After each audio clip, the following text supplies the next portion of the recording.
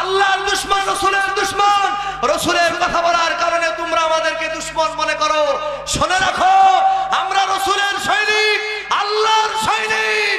সময় যেদিন আসবে মাথায় কাপড় বেঁধে তোমাদেরকে এই বাংলাদেশ থেকে বিতাড়িত করব। আমার ভাইরা, সেদিন আর পালানোর জায়গা পাবে না, লাঠি মেরে ওই সাগরের ভিতরে নিক্ষেপ করবো। কথা বলে ঠিক কিনা?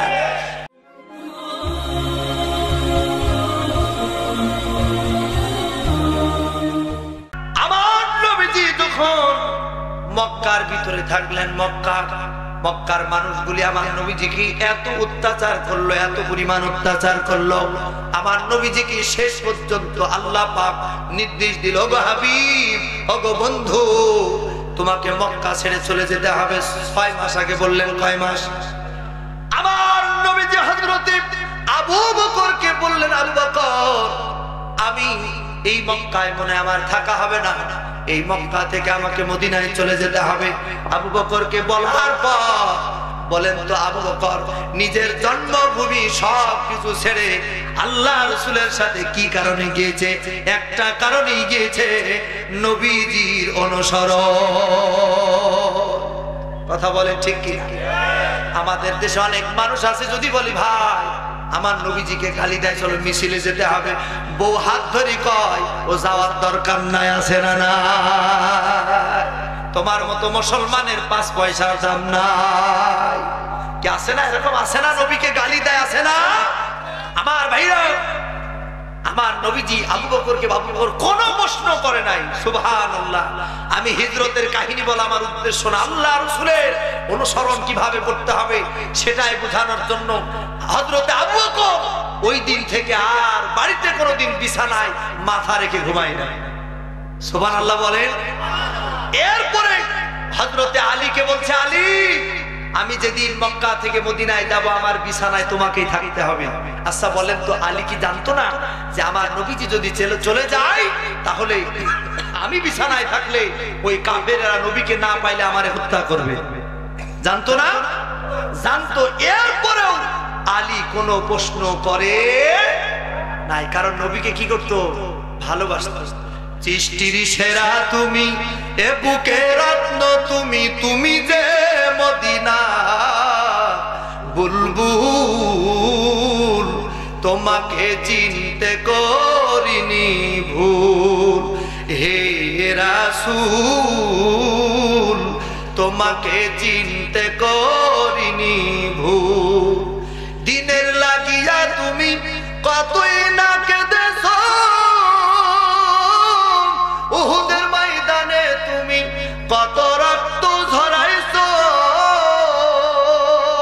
করেছো ধরাকে ব্যাকুল, তোমাকে চিনতে করিনি ভুল। হে রাসূল, তোমাকে চিনতে করিনি ভুল। মারহাবা। আমার নবীজি আল্লাহ তাআলার নির্দেশে এক সময় হিজরতের জন্য সিদ্ধান্ত নিয়ে নিলেন। আল্লাহ পাক বলেন, ওগো হাবিব, তুমি যখন বাড়ি থেকে যাবা তোমার মুঠের মধ্যে 1 মুষ্টি বালি নিবা। কি নিবা? জোরে বলেন, কি বালি? এই বালি নিয়া বলে, এই বালি নিয়া তুমি সূরাতুল ইয়াসিনের 1 থেকে 9 নম্বর আয়াত তেলাওয়াত করবা। কয় আয়াত? 1 থেকে 9 নম্বর আয়াত। কোরআনের দাম আছে না নাই? জোরে বলেন, আছে না নাই? কোরআনের অনেক দাম। কোরআন হলো এই দুনিয়ার জীবন্ত গ্রন্থ। ঠিক কিনা? তুমি প্রশ্ন করলে উত্তর পাবে, এ যে প্রাণবন্ত। কোরআন হলো এই দুনিয়ার জীবন্ত গ্রন্থ। মারহাবা বলেন। আমার বাইরে আমার নবীজি 1 মুষ্টি বালি হাতে নিয়া সূরাতুল ইয়াসিনে 1 থেকে 9 নম্বর আয়াত তেলাওয়াত করলেন, বালিটা ছুঁড়ে মারলেন। এই জন্য আমি মাঝে মধ্যে বলি, আল্লাহ পাক যেই দিন আমাদের সাহায্য করবে কাফের বেঈমানরা পালানোর কোনো জায়গা পাবে না। কথা বলেন ঠিক কিনা?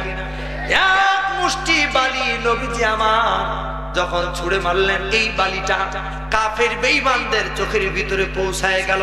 আমার নবীজি ঘরের ভিতরে হযরতে আলীকে রেখে আবু বকরের দরজায় যে টোকা মারে, টোকা মারার সাথে সাথে দরজা খুলে দিয়েছে। নবীজি বলেন, ইয়া রে আবু বকর, তুমি কি বিছানার ভিতরে ঘুমাও নাই? হযরতে আবু বকর বলতেছে, ইয়া রাসূলুল্লাহ, ইয়া হাবিবাল্লাহ, যেই দিন আপনি বলেছেন মক্কা ছেড়ে মদিনায় যাওয়ার সময় আমি হব সঙ্গী, ওই দিন থেকে আমি আবু বকর আর কোনোদিন বিছানায় ঘুমাই না। আমার ভাইরা, আজকে আমার দেশে কি বলবো, ইসলামী আন্দোলনের মিছিলে যায় না অনেকে আছে, কথা কোন ঠিক কিনা? এই জন্য যায় না, যদি যায় তাহলে মামলা হবে, কথা কয় না কেন? আজকে আমাদের দেশে তাকবীর দিলে ওর নামে মামলা হয়। কি দিলে? আমার নবীজি যখন মক্কা থেকে এরকম ভাবে মদিনার প্রান্তরে আবু বকরকে সাথে নিয়ে রওনা দেয়, আমার নবীজি বারবার কাবার দিকে তাকায়, বারবার তার জন্মভূমির দিকে তাকায়। বলেন তো, জন্মভূমির প্রতি ভালোবাসা আছে না না? হাজারো ব্যথা বেদনার পরে ফিরে আসনি তুমি আপন ঘরে, দিনের আলো তুমি ছড়িয়ে দিতে চলে গেলে মদিনা মক্কা ছেড়ে। হে রাসূল, তোমাকে ভুলি আমরা কেমন করে, কথা বলে ঠিক কিনা? খেয়ে না খেয়ে দিন কায়েমের পথে নিজেকে দিয়ে ছবি লিয়ে, তায়েফের কাফেরেরা চিনল না সে আলো, দুষ্টু ছেলেদের লেলিয়ে দিল। জোরে বলেন ঠিক কিনা? আমার ভাইরা, কথায় কথা আসে, আমার নবীজির পিছনে যেই দুষ্টু ছেলেদেরকে লিলিয়ে দিল, ওই দুষ্টু ছেলেগুলো এখন নাই, কিন্তু তাদের উত্তরসূরিরা আছে। ওরা বিশ্ববিদ্যালয়ের ক্যাম্পাসে স্লোগান দেয়, একটা করে শিবির ধর, সকাল বিকাল নাস্তা কর। কথা বলে না, আছে না নাই? আমার ভাইরা, নবীজি আবার চলে গেলেন, আবু বকরকে সাথে নিয়ে বড় ব্যথা বেদনা নিয়ে চলে গেলেন। আমি হিজরতের কাহিনী বলবো না, এই পর্যন্ত ফিনিশিং দিই। বলেন তো, বিছানার ভিতরে কাকে রেখে গেলেন? হযরতে আলী বিছানার ভিতরে রেখে গেলেন। হযরতে আলী একবারও নবীকে বলে না, ইয়া রাসূলুল্লাহ, আপনি যে আমাকে বিছানায় রেখে যাচ্ছেন, ওই কাফেররা আপনাকে যদি না পায় তাহলে আমারে হত্যা করবে। আমার ভাইরা, খুব খেয়াল করুন, হযরতে আলী রাদিয়াল্লাহু তাআলা একটাও কথা বলে নাই। অথচ আজকে আমার দেশে কি বলবো, এলাকার ভিতরে কিছু মুনাফিক আছে, মাথার ভিতরে টুপি, গায়ে পাঞ্জাবি, উপর থেকে বলে শোন, এলাকার ভিতরে দেখ অমুক লোক কোন লোক কোন দল করে, কোন লিস্ট দিবি, যদি লিস্ট তুই দিস একটু মাল পাবি, আছে না নাই? কথা বলে না, আছে না নাই? শুধু মাল না, তোর একটু পদও দেব, আছে না নাই? আমার ভাইরা, পদে বসায় দেয়, কথা বলতে পারে না, পদে বসায় দেয়। এলাকার ভিতরে কি বলবো, নামাজি মানুষ, আল্লাহওয়ালা মানুষ, আমার ভাইরা আলেম মানুষ, এদের নাম গলা দিয়া এদের নামে মামলা হয়। হযরতে আলী রাদিয়াল্লাহু তাআলা ওই বিছানার ভিতরে শুয়ে থাকলেন। নবীজি তো চলে গেছেন। সকাল বেলায় যখন নবীজি খোঁজে যখন এসেছে, দরজার ভিতরে কড়া নাড়ে, হযরতে আলী রাদিয়াল্লাহু তাআলা চিন্তা করেন, হারে, আমি দরজা খুলতে যদি একটু দেরি করি, আমার নবীজি এক পা হলে আগায় যাবে। সুবহানাল্লাহ বলেন। এখানেও শিক্ষা আছে। আমার একজন দ্বীনি ভাই অমুক জমায় আছে, আমাকে কেউ যদি জিজ্ঞাসা করে, তাকে হয়তো পাকড়াও করবে, আপনার হিকমত হলো তাকে বাঁচানো। সম্মানিত ভাইরা আমার, হযরতে আলী রাদিয়াল্লাহু তাআলা দরজা খোলে না।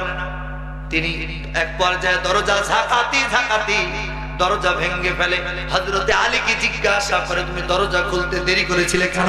বলে, আমি এই জন্য দেরি করেছি, দরজা খুলতে আমার যত দেরি হবে আমার নবীজি এক কদম হলেও মদিনার দিকে চলে যাবে। সুবহানাল্লাহ বলেন। এটাই তো নবীর প্রতি ভালোবাসা।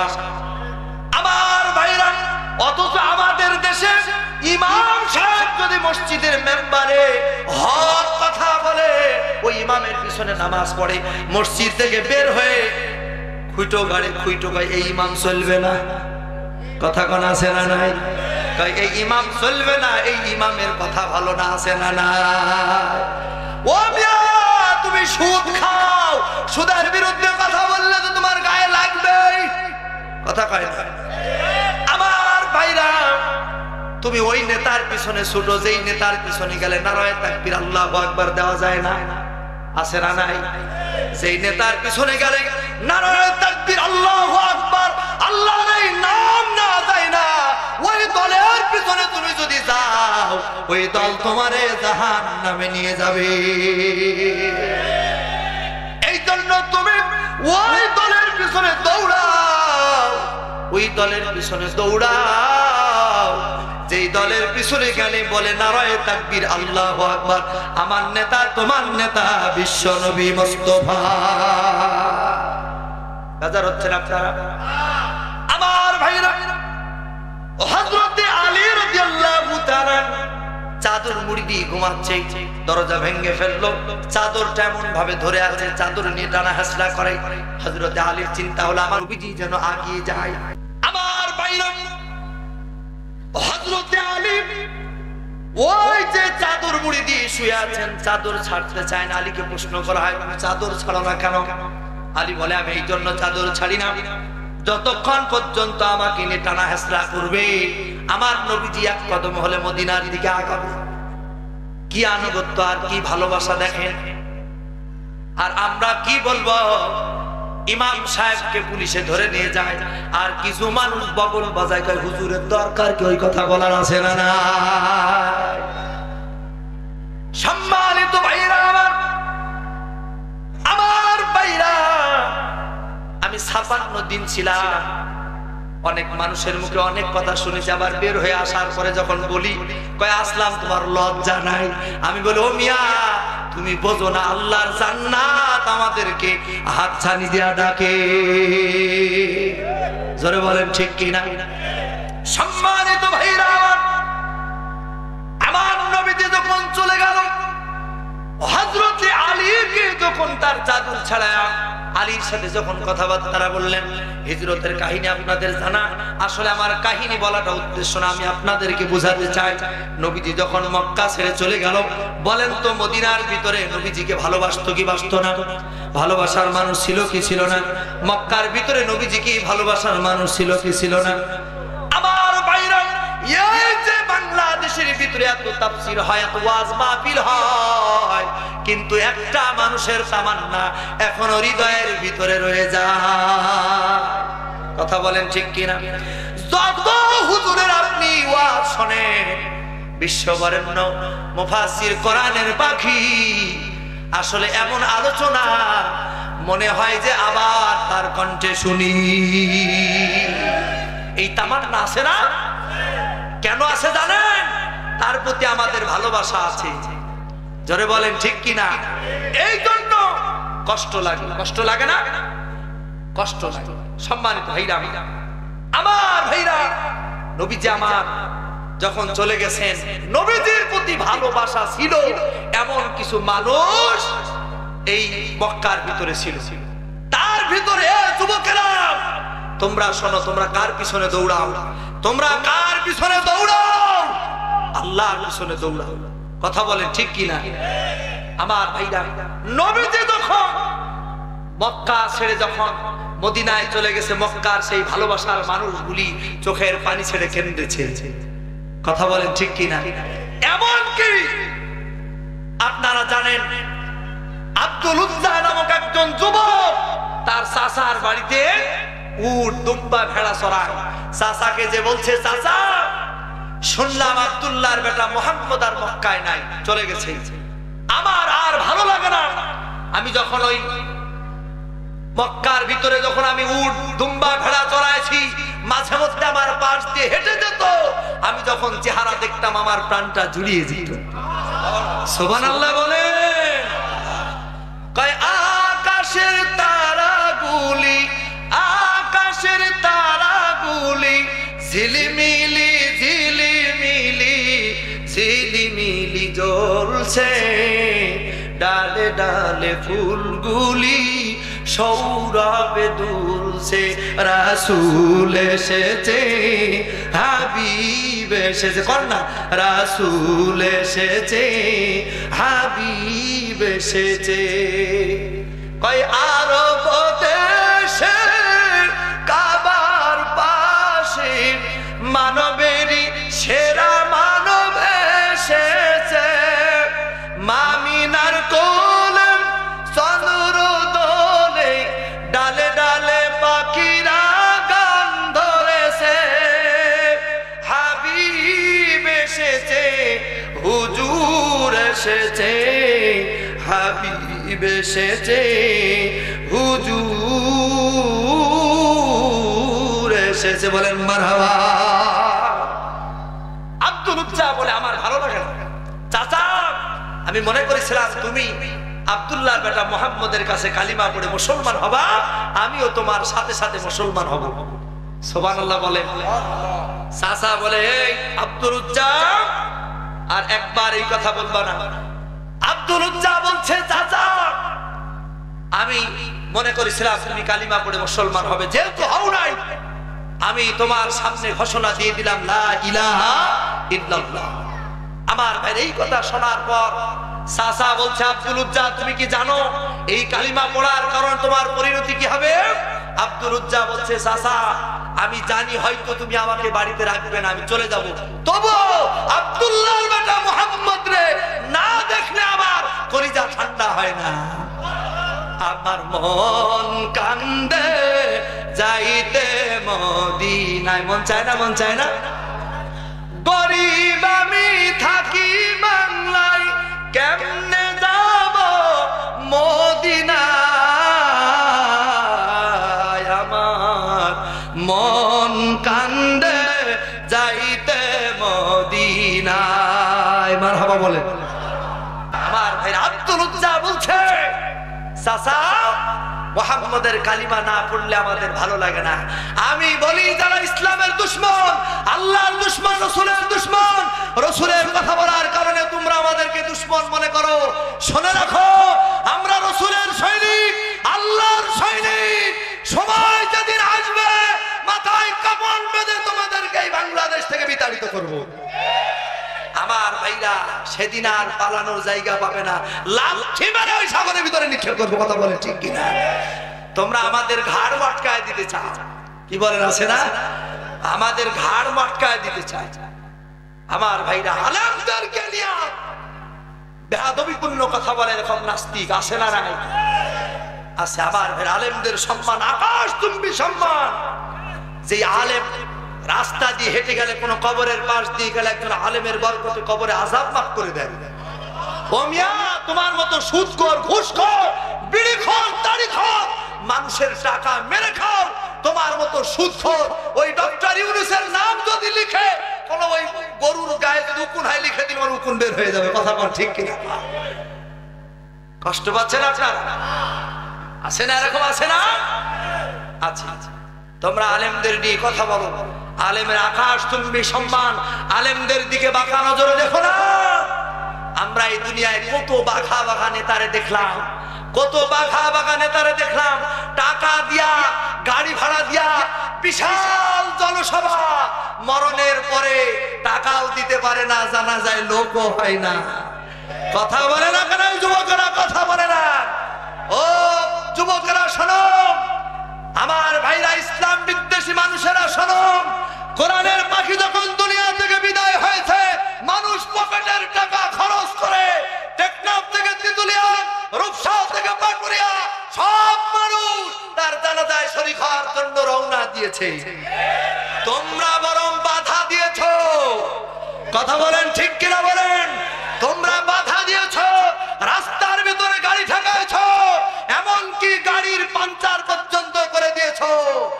আমার ভাইরা সময় আসবে, যেদিন আসবে তোমাদের পাঞ্চার করে দেওয়া হবে। কথা বলে না ঠিক কিনা কোন? আমার ভাইরা ওই সময় অনেক মানুষকে যেতে দেওয়া হয় না, ঢাকার মতো জায়গায় জানাজা করতে দেওয়া হয় না। আল্লাহ সাক্ষী আছে, এদেশের তাওহীদি জনতা ছেড়ে দিবে না। কষ্ট পাচ্ছেন আপনারা? কয়দিন আগে আমাদের আহ্বান, সারা বাংলাদেশের আলেমদের উস্তাদ আমার ভাইরা আল্লামা ডক্টর লুৎফুর রহমান দুনিয়া থেকে বিদায় হয়ে গেলেন। লক্ষ লক্ষ মানুষ তার জানাজা। কথা বলেন ঠিক কিনা কোন? আজকে তোমরা যারা ইসলামের বিরোধিতা করতেছো, তোমাদের জানাজার কোনো ভিডিও ফুটেজ দেখা যায় না। কথা বলে না কেন? ঠিক কিনা বলেন? বাংলার জনগণ তোমাদেরকে থুতু নিক্ষেপ করবে। এই জন্য দোয়া করি, তওবা করে ফিরে আসো, তওবা করে ফিরে আসো। তওবার দরজা খোলা। ইসলাম মানুষকে বুকে টেনে নিচে, আল্লাহ শিখাইছে। কথা বলেন ঠিক কিনা? আমি বলি তোমরা আকাশ চুম্বি সম্মান করেছো, তওবা করো, তওবা করে ফিরে আসো, আল্লাহ তোমাদেরকে মাফ করে দিবে। কষ্ট হচ্ছে আপনাদের? সম্মানিত ভাইরা আমার, সেই মানুষটার প্রতি আমাদের ভালোবাসা আছে, আছে না নাই? আমার ভাইরা যেমন ভালোবাসা ছিল আব্দুল উজ্জা বলছে, চাচা এই তুমি তোমার বাড়িতে আর থাকবো না, চলে যাচ্ছে। পিছন দিক থেকে চাচা বলছে, তুমি যে যাচ্ছ তোমার শরীরের পোশাকটাও আমার, শরীরের পোশাকটাও কি আমার, খুলে দিয়ে যাও। ভাতিজা মুখের দিকে তাকা, সমস্ত ইমানের পালকে এক জায়গায় করে শরীরের পোশাক নিক্ষেপ করে দিয়েছে। সুবহানাল্লাহ বললেন না? পোশাক নিক্ষেপ করে এক দৌড়ে বাড়ি চলে গেছে। বাড়ি যাওয়ার পর মাকে বলছে, মা তুমি আমার দিকে তাকাবা না, মা আমার দিকে তুমি তাকাবা না, তুমি আমার একটু পোশাক দাও। মা একটা ছিঁড়া কম্বল দিলেন, দুইটা খন্ড করে লজ্জাস্থান ঢাকলেন। মাকে বলছে, মা তুমি আমারে বিদায় দাও, আমি আর মক্কায় থাকবো না, মদিনায় চলে যাব রাসূলের দরবারে। মা বলতেছে, বাবা তুমি কি বলো? এই দুনিয়ার ভিতরে মা সন্তানকে ভালোবাসে। কথা বলেন ঠিক কিনা? মা সন্তানকে ভালোবাসে, কোন মা তো সন্তানকে বিদায় দিতে পারে না। আব্দুল উজ্জা মায়ের কাছ থেকে বিদায় নিয়ে চলে গেলেন, মক্কা থেকে মদিনায় চলে গেলেন, ছিঁড়া কম্বল গায়ে দিয়া। মসজিদের নববী বারান্দায় যে একেবারেই পড়ে আছে, নবীজিকে একজন সাহাবী খবর দিল, কে যেন এসেছে, শরীরে ঠিকভাবে পোশাক নাই। এবার নবী এসে জিজ্ঞাসা করলো, কে তুমি? আমার নাম আব্দুল উজ্জা। ঈমান আনার কারণে আমার শরীরের পোশাক পর্যন্ত খুলে নিয়েছে।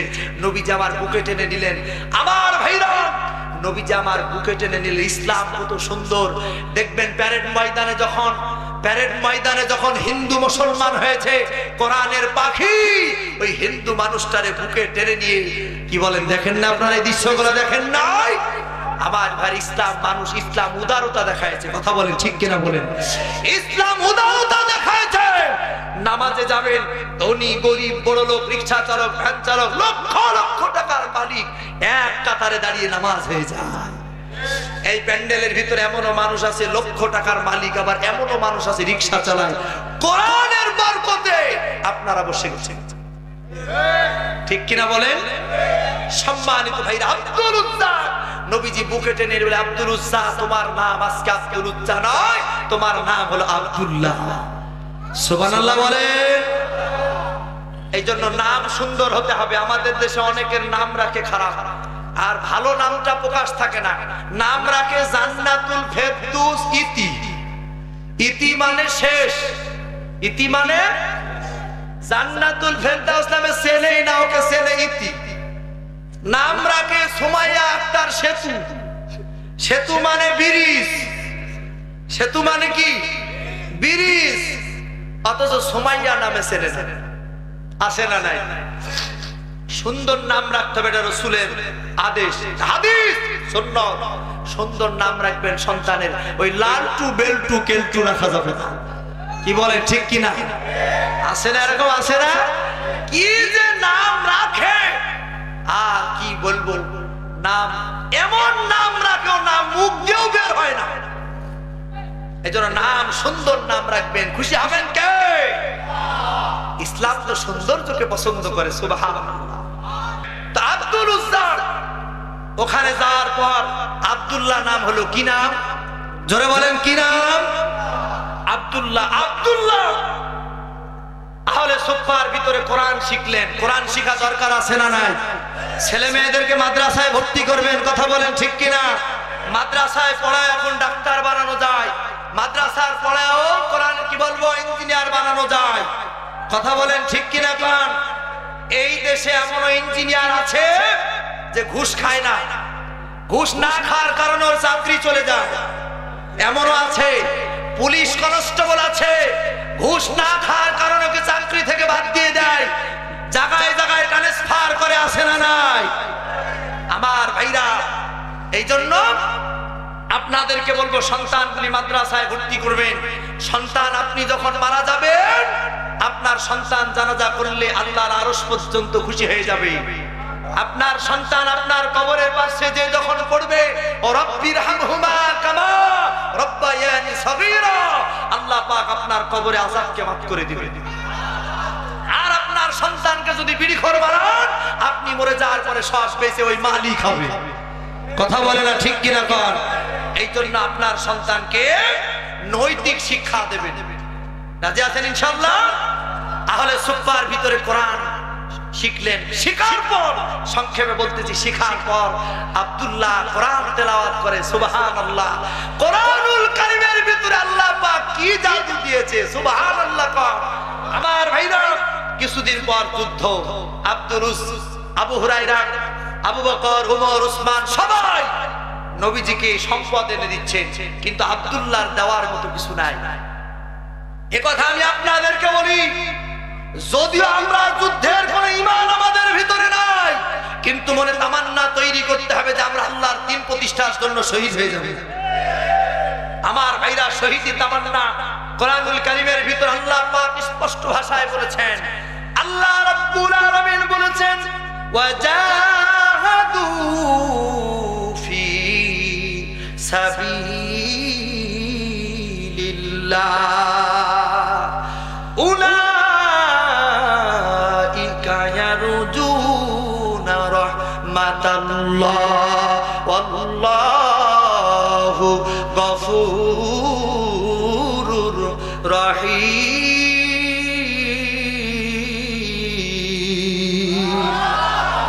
আল্লাহ পাক বলছেন, আল্লাহর রাস্তায় যারা শহীদ হয়ে যায়, উলাইকা ইয়ারজুনা রাহমাতাল্লাহ, তাদের জন্য আল্লাহর পক্ষ থেকে রহমত। শুধু রহমত না, আল্লাহ পাক তাদেরকে maaf করে দিবে। আব্দুল উজ্জা কয়, আমার তো দেওয়ার মতো কিছু নাই নবী, আপনি আমার জন্য দোয়া করুন, আমি যেন শহীদ হই। নবীজি আমার আব্দুল উজ্জারে বললেন, তুমি একটা বাকুল নিয়ে আসো। বাকুল নিয়ে আসে আব্দুল্লাহর শরীরের ভিতরে বেঁধে দিয়ে বলে, আব্দুল্লাহ জন্য নবীজি দোয়া করছেন, আব্দুল্লাহ রক্তকে কাফেরদের জন্য হারাম করে দিলেন। আব্দুল্লাহ নবীজিকে বলছে, ইয়া রাসূলুল্লাহ, আপনি কি দোয়া করলেন? আমি চাই শহীদ হতে। আর আপনি দোয়া করলেন, নবীজি বললেন, তোমার যদি এখন জ্বর এসেও মারা যায়, তুমি শহীদ হয়ে যাবা। সেই তামান্না কি আমাদের ভিতরে নাই? এই জন্য আমার ভাইরা, আব্দুল্লাহ কিছুদিন পরে জ্বর আসলো। জ্বর এসে দুনিয়া থেকে বিদায় হলে নবী জানতে পারলেন। নবীজি নিজে গেলেন, আবু বকর, ওমর, নবীজি নিজে গেলেন, কবর খনন করলেন। কবর খনন করার পর আব্দুল্লাহর লাশটা হযরতে উমর আর হযরতে আবু বকর কাঁধে করে নিয়ে আসতেছেন, আর কবরের ভিতরে নবীজি দাঁড়িয়ে আছে। জোরে বলা যাবে না সুবহানাল্লাহ? হযরতে আবু বকর ওই যে কাঁধের উপরে লাশ, চোখের পানি ছেড়ে কাঁদে, আর কাঁধের উপরে লাশটা নিয়ে হাতটা আব্দুল্লাহর শরীরের ভিতরে লাগায় বলে, এ রে আব্দুল্লাহ, এ রে আব্দুল্লাহ, তোর কপালটা কতই না ভালো রে আব্দুল্লাহ। এ রে আব্দুল্লাহ, আজকে যদি তুমি না হয়ে যদি আমি আবু বকরের লাশটা হতো, কতই না ভাগ্যবান হতাম। নবীজি কবরের ভিতরে নেমে গিয়েছে। লাশটা এইভাবে যখন নিয়ে যায় হযরত ওমর, লাশের গায়ে হাত বুলায় বলে, আব্দুল্লাহ, তোমার কপাল কতই টানা ভালো। এভাবে লাশটা নিয়ে যখন কবরের কাছে গেলেন, আমার নবীজি নিজ হাতে আব্দুল্লাহর লাশটা কবরে নামালে। জোরে বলা যাবে না সুবহানাল্লাহ? সম্মানিত ভাইরা, এজন্য আমরা শাহাদাতের মউত আমরা চাই। কথা বলেন ঠিক কিনা? আল্লাহ কবুল করুক, বলেন আমিন। আল্লাহর কাছে আমাদের এটাই পাওয়া, আমরা রসুলের নরম নরম অনুসরণ শুধু করব তা না, আল্লাহ রসুল একদিকে মিষ্টি খেয়েছেন আর একদিকে তরবারি ধরেছেন, এই অনুসরণ আমাদের ভিতরে থাকতে হবে। কথা বলেন ঠিক কিনা?